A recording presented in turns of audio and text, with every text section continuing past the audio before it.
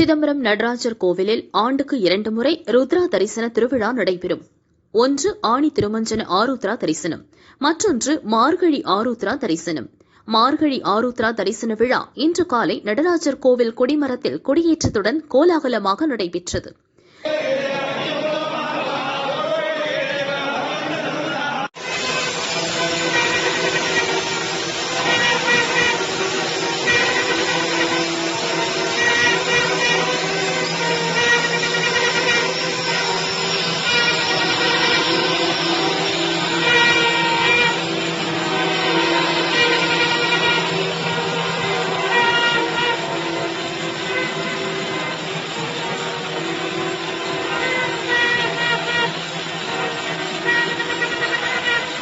திரளான பக்தர்கள் கலந்து கொண்டு சுவாமி தரிசனம் செய்தனர்.